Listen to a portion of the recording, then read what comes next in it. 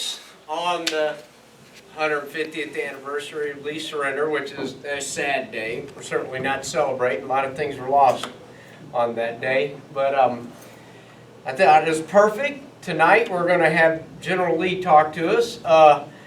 General Lee is portrayed tonight as Lane Smith is his actual name. Lane, would you like to come on up? Lane Smith is, as you can see, does a General Lee impersonation. He's also well known for debating U.S. Grant. And Lane's he's been a self-employed insurance agent for many years. He retired once and then he started again at that. So he's an insurance agent, meaning he's like me, got the gift of gab, I'm sure. So, but with that, I'll give you General Lee, and his program is Robert E. Lee in 45 minutes or less, right? Did I do good, General? Thank you, sir.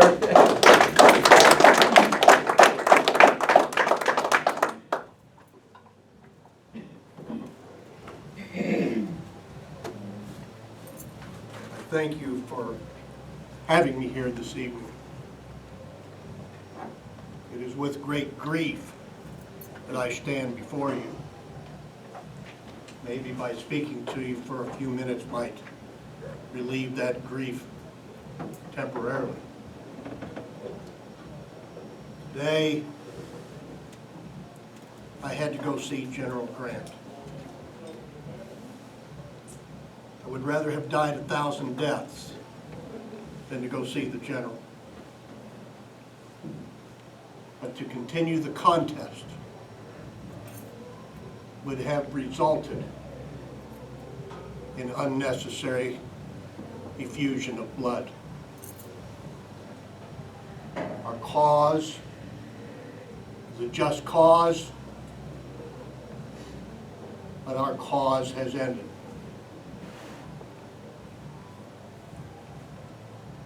General Grant, to admit to you, was very generous in his terms for our Army.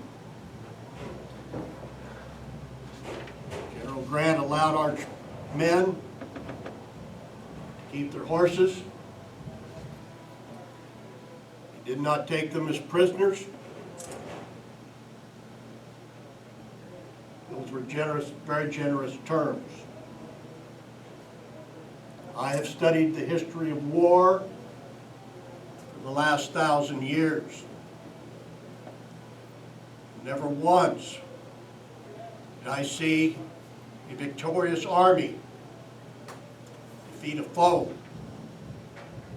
and then just tell them, take your horses and go home. He paroled. Paroles will be issued beginning tomorrow.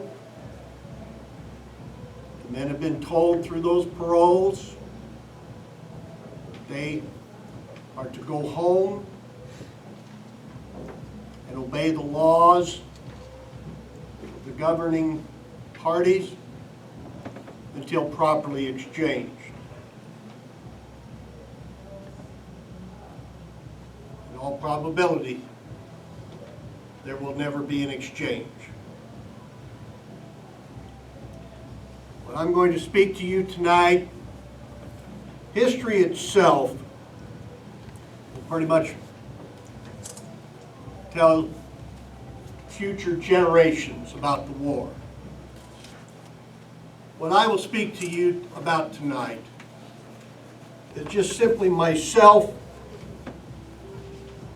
and the last week of the war. My name is Robert Edward Lee. I was born in Westmoreland County, Virginia, January 1807. If you're familiar with Virginia, Westmoreland County is one of the northern counties of Virginia.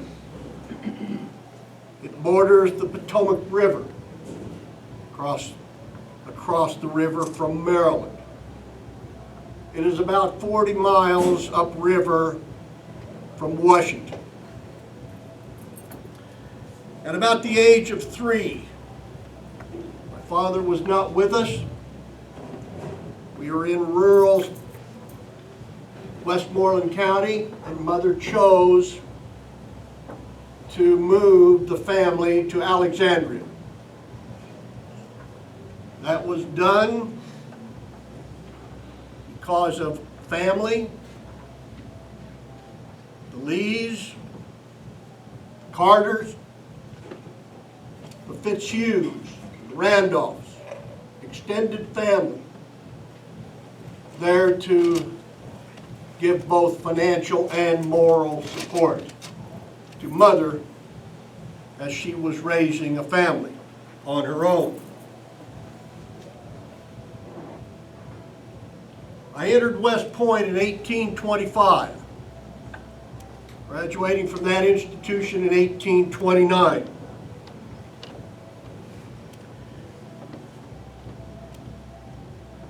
Two of the current Confederate generals that I graduated with were also serving in the Confederate armies. Theophilus Holmes, General Holmes, was with our army early on and was eventually transferred west to become the commander out in the Trans-Mississippi. The other was General Joe Johnston. Most of you are familiar with the general. He is now down confronting General Sherman with that army, Confederate army, down near Bentonville, North Carolina.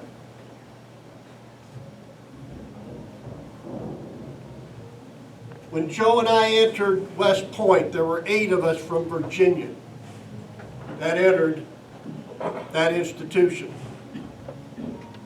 By our junior years, Joe and I were the only 2 Virginians remaining at the point. We determined between ourselves that we would make Virginia proud. And we determined that we would graduate from that institution. I graduated 2nd in that class. Joe graduated 13th in that class.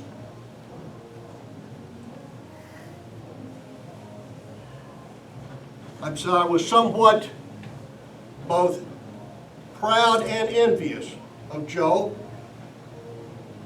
Joe was the first graduate of West Point to be appointed Brigadier General.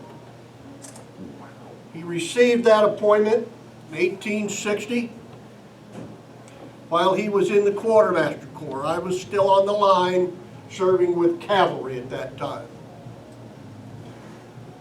I achieved the rank of colonel. The Army at that time was about 15,000. It was heavily officered, and promotion was generally slow. Of the officers in that Army at that time, approximately 1/3 of them resigned their commissions to join the Confederacy. Very few of the general troops resigned for that purpose. Most of them remained with the Union. My father was Light Horse Harry Lee. Father served in the Continental Army during the Revolutionary War, and Father was very good at what he did. Served cavalry. He created great havoc with the enemy supply lines and great havoc with small groups of enemy troops. The Johnston family, our family has known the Johnston family since then. Joe's father served with my father in that Revolutionary War, so we have known the Johnston family for all that time. Father was eventually achieved the rank of Major General. After the war, Father was elected to the House of Delegates and would eventually serve 3 one-year terms as governor of Virginia. It was Father that read the eulogy for General Washington at his funeral. First in war, first in peace, and first in the heart of his country. That was my father speaking of General Washington. General Washington thought very highly of my father and his services to that Continental Army. The roots of the Lee family.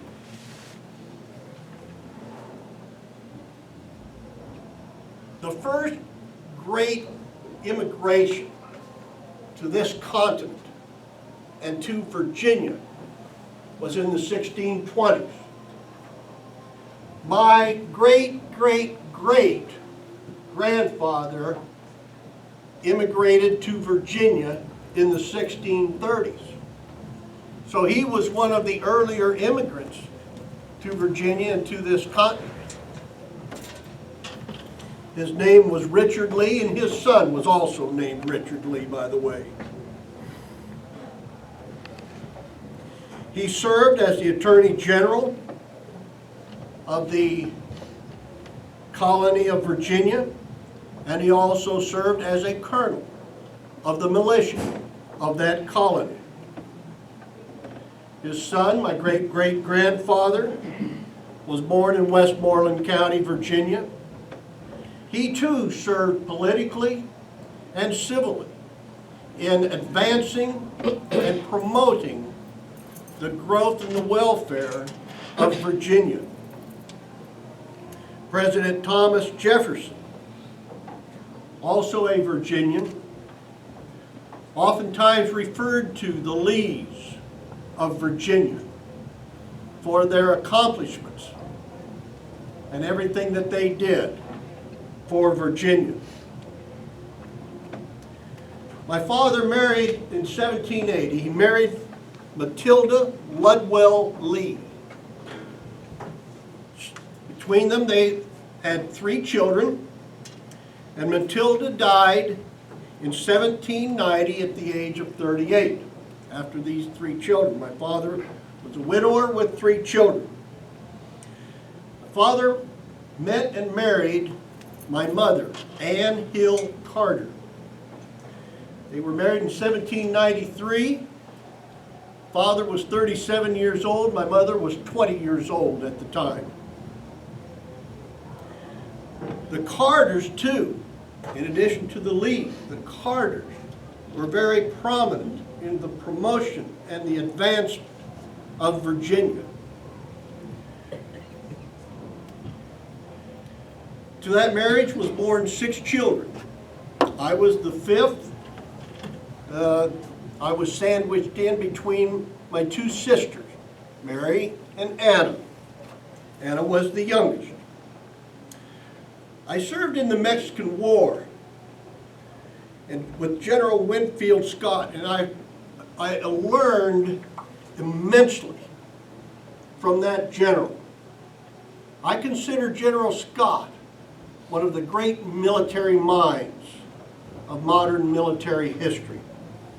Now we learned from General Scott, I'm going to take you to this most recent war of northern aggression. At the Battle of Chancellorsville, what we did at Chancellorsville, we confronted General Hooker. General Scott taught us in Mexico. One of his greatest tactics was find an enemy flank, move troops to that flank, and if at all possible, attack by surprise.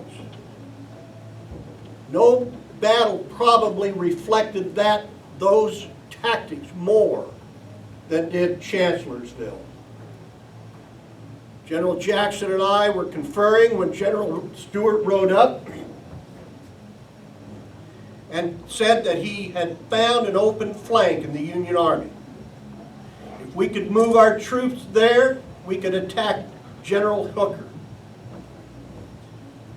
General Jackson moved his entire corps from our bivouac there in front of General Hooker, around his army to the Orange Plank Road. It is said that the head of that column reached the Orange Plank Road as the tail of the column was leaving its bivouac there at Chancellorsville. That's how long it was.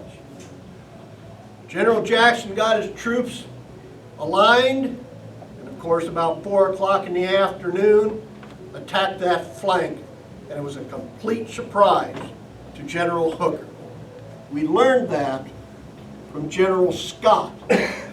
Now, going back to Mexico, and I'll tell you a personal experience,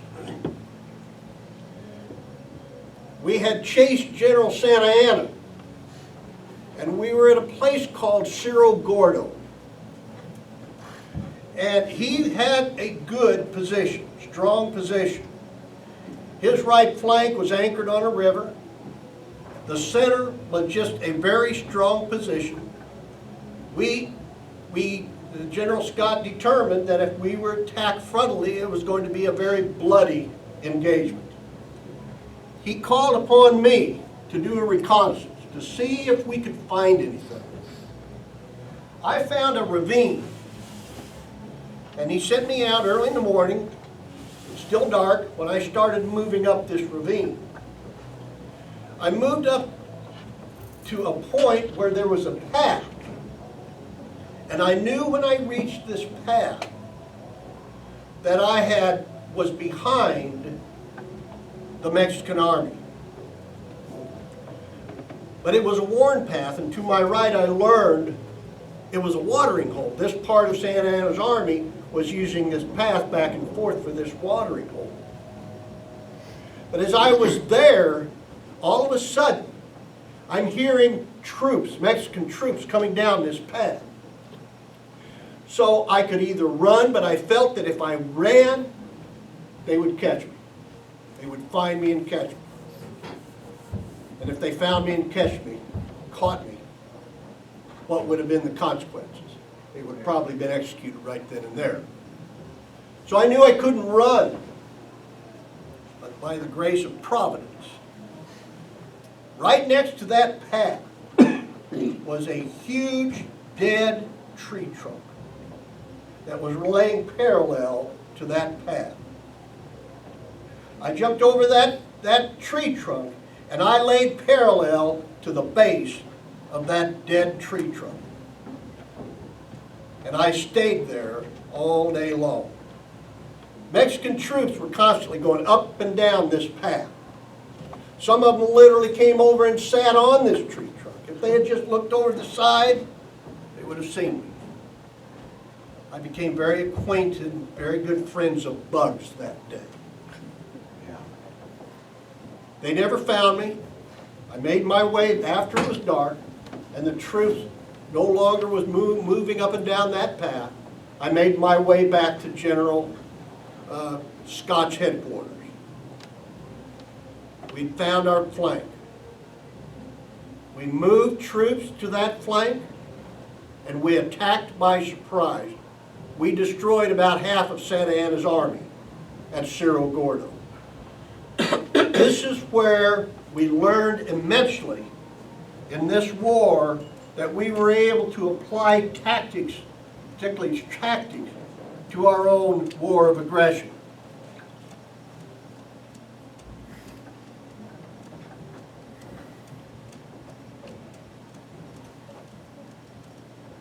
You have heard it called that this is a divided war. Family against family. Father against son, brother against brother. There were some examples of that I was very familiar with.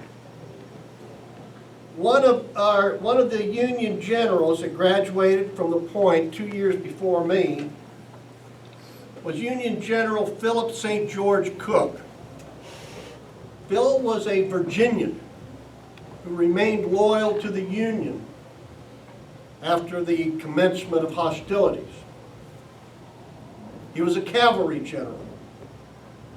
He was the father-in-law of my cavalry commander, General Jeb Stewart.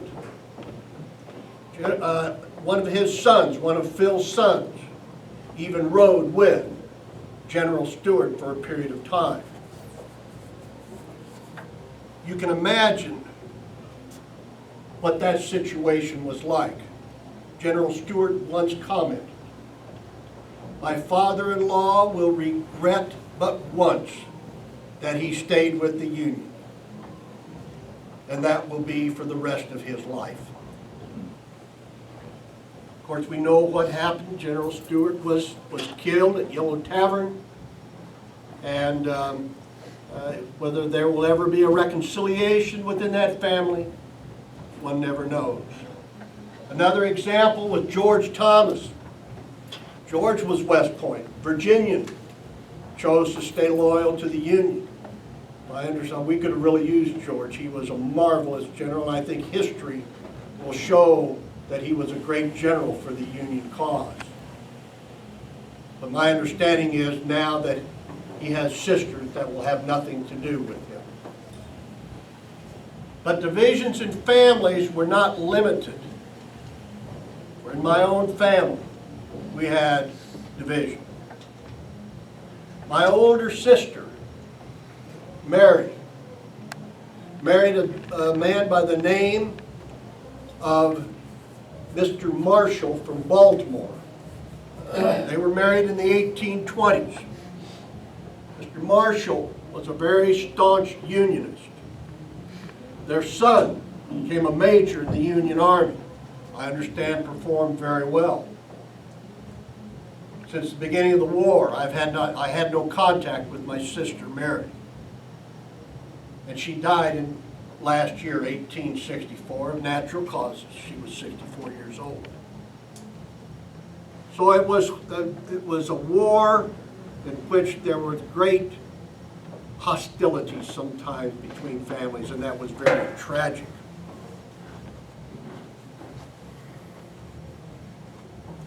I married Mary Anna Custis in 1831. Mary was the daughter of William Park Custis, the adopted son of General George Washington. Mary was also a niece of Martha Washington, so we knew the Washingtons very well. To that marriage were born 4 girls and 3 boys. My 3 boys all served in the Confederate Army. My oldest son was Custis. He became a major general, was a graduate of West Point in 1854. My second son was William Henry Fitzhugh, and he became known as Rooney. But he too became a general in the Confederate service, serving as cavalry in the Army of Northern Virginia. And then my youngest son was Robert E. Lee II, who achieved the rank of captain, but at Sharpsburg, for example, he was a part of a battery there at Sharpsburg. So all 3 of the boys, Custis was actually captured this past week down here at Sailor's Creek. So my boys all participated in the Confederate cause. In February 1861, I was serving in Texas. I received orders from General Scott to report to his headquarters as quickly as possible. I made arrangements to transfer my command and then also made arrangements for transportation. As I was passing through San Antonio, I think the best way to describe it is what I would call celebratory pandemonium. Texas had just seceded from the Union. and there was great celebration going on in Texas. I arrived at Arlington in March and immediately made arrangements to visit General Scott's headquarters. There, we had a discussion. It was determined in General Scott's mind that war was imminent. He offered me the command of Union Army at that time. A few days later, Frank Blair, an emissary to President Lincoln, made that same offer. But I told General Scott, now at this time Virginia had not yet seceded. I told General Scott that even if she did not secede, I would have difficulty drawing my sword against her fellow Southern sisters. So I retired to Arlington to ponder the situation. My heart and my soul, my very being is Virginia. I could not draw my sword. With hope for possible compromise finally gone on April 12, 1861, General Beauregard's forces around Charleston, South Carolina, fired on Fort Sumter to open the engagement. On April the 17th, Virginia did secede, and on April 19th, I wrote my letter to General Scott to resign my commission. I would have been very content to have returned to Arlington and have remained there throughout the war as a farmer. But on April 21st, I received a summons from Governor Letcher of Virginia requesting my appearance at his office in Richmond. I made travel arrangements by train down to Richmond, met with the governor, and he immediately offered me the command of all Virginia militia with the rank of Major General. I accepted that position and immediately started making arrangements for the defense of Virginia. I had served in several capacities for the Confederate service, but by May of 1862, I am serving with the President Davis. You could possibly call me the Chief of Staff for the President. In that month, General McClellan had brought his Union Army down to the peninsula of Virginia and was moving that enormous army up the peninsula to within about 5 miles of Richmond. General Johnston, Joe Johnston, was the commander of our Confederate army at that time. In very late May, General Johnston chose to attack an isolated unit of General McClellan's army at the Battle of Seven Pines. General Johnston was very badly wounded at that time, and President Davis appointed me the commander of that army.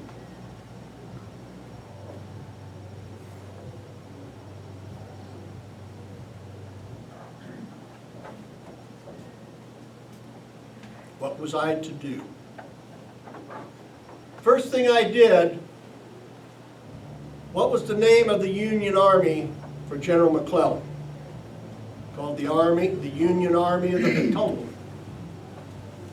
The Confederate Army under General Johnston was also called the Confederate Army of the Potomac. I immediately changed, for as much as any reason, for there would be no confusion, I changed the name of that army to the Army of Northern Virginia. And that would be where it remained to this very day. But here we are, confronted by an enormous, well-organized, well-supplied army. His left flank was anchored on the James. A frontal assault would have just been devastating to our cause. But we remembered what General Scott taught us in Mexico. Find the flank. If at all possible, move troops to that flank and attack by surprise. About the middle of June, I called on General Stewart. He was commander of a brigade at that time. I called on him to do reconnaissance. General, we need to know where General McClellan's right flank rests. So he took his troops to our left, and he found the right flank of General McClellan at Mechanicsville. But instead of coming back, he rode clear around the Union Army. Guess who one of the generals of that cavalry was? It was his own father-in-law, Philip St. George Cooke. He rode clear around the Union Army, came back and reported to me, and with that reconnaissance, we were able to determine how we wanted to attack him. We took 2/3 of our army and moved it to our left flank, and we attacked at Mechanicsville. History will probably record this as what we as the 7 Days battles. There were several battles that occurred here, but eventually we were able to drive General McClellan away from Richmond down to Harrison's Landing on the James River, and that eliminated the immediate threat to Richmond. I will take you now to this past week. History will tell you all about the great battles that were fought during this war.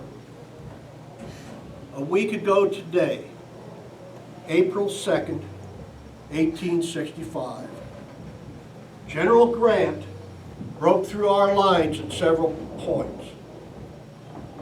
General Sheridan's cavalry had flanked us on the right. General Hill was dead and his corps was devastated.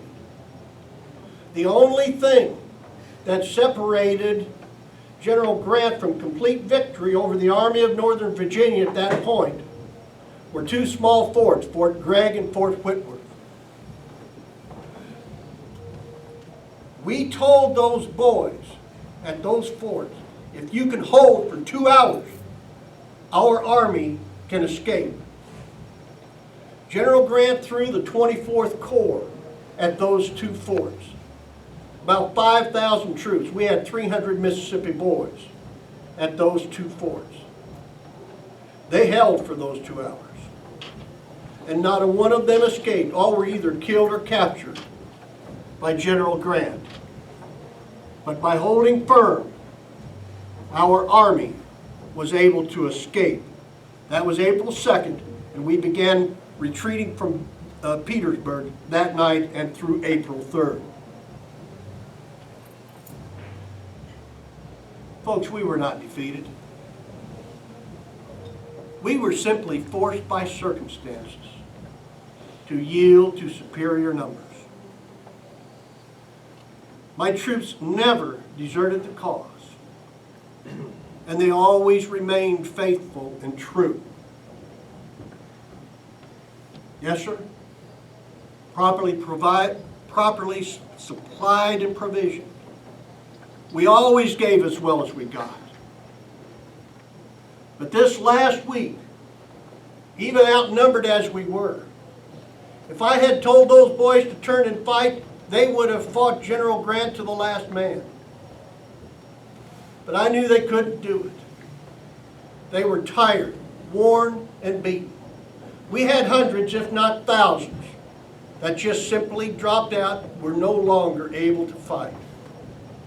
One of my officers said he overheard General Sheridan down there at Sailor's Creek yelling at his troops, "Go through them, boys, for they are as demoralized as hell." You have no idea how right he was.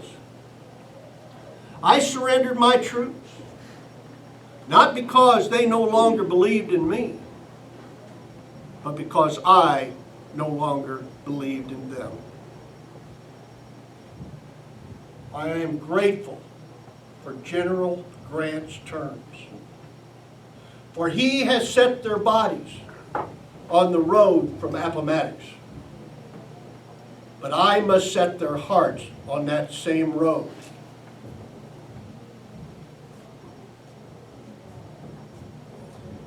I must keep their faith as they leave Appomattox. And I will do that by giving this general order. I will speak to them as Uncle Robert. I will issue this order tomorrow. It will be my last. Headquarters, Army of Northern Virginia.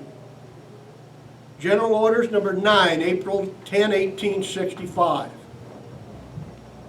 After 4 years of arduous service, marked by unsurpassed courage and fortitude, the Army of Northern Virginia has been compelled to yield to overwhelming numbers and resources.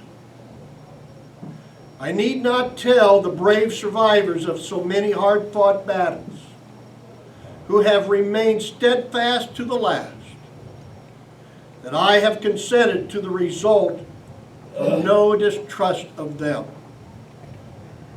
but feeling that valor and devotion could accomplish nothing that could compensate for the loss that must have attended the continuance of the contest, I determined to avoid the useless sacrifice of those whose past services have endeared them to their countrymen. By the terms of the agreement, officers and men can return to their homes and remain until exchanged. You will take with you the satisfaction that proceeds from the consciousness of duty faithfully performed. And I earnestly pray that a merciful God will extend to you His blessing and protection. With an increasing admiration of your constancy and devotion to your country, and a grateful remembrance of your kind and generous considerations for myself, I bid you all an affectionate farewell. R. E. Lee, General.